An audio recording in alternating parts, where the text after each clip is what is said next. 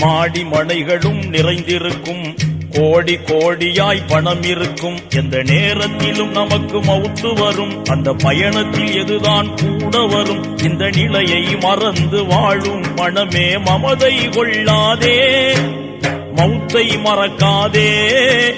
மறுமை நாளின் மாண்பை இழந்து வாழ்வில் மயங்காதே, மனமே மமதை கொள்ளாதே.